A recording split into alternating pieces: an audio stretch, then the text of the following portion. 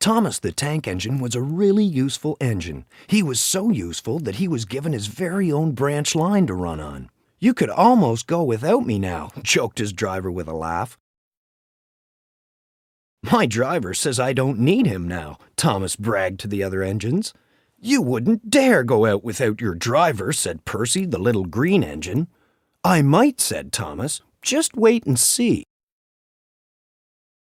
It was dark the next morning when the firelighter came. He lit a fire in Thomas's firebox to start the fuel burning. Thomas woke up. Percy and the other engines were still fast asleep.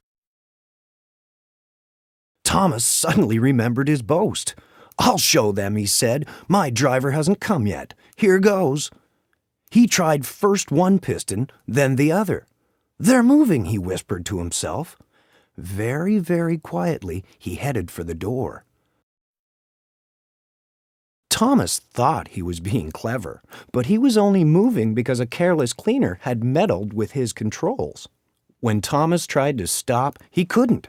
He just kept rolling along.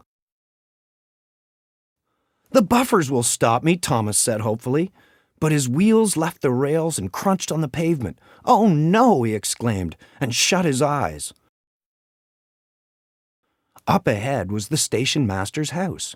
He and his family were inside, having a breakfast of ham and eggs. Crash! The house rocked. Broken glass tinkled, and falling plaster peppered the family's plates. And guess whose head was poking through the wall, looking in? The station master angrily walked out and shut off Thomas's steam. "Just look at what you've done to our breakfast," scolded the station master's wife. "Now we shall have to cook some more." She banged the door on her way to the kitchen. More plaster fell on Thomas. Thomas felt sad. The plaster tickled his nose. He wanted to sneeze, but he didn't dare, in case the house fell on him. Nobody came for a long time. Everyone was much too busy. At last, workers propped up the house with strong poles. Then they laid rails through the garden. Puffing hard, the twin engines, Donald and Douglas, managed to haul Thomas back to the yard. Thomas's smokestack was bent. Bits of fence, a bush, and a broken window frame decorated his badly twisted front. He looked quite silly. The twin engines laughed and left him. Thomas knew he had behaved badly. Sir Topham Hatt, the railway controller, came by to take a look. "You are a very naughty engine," he said to Thomas.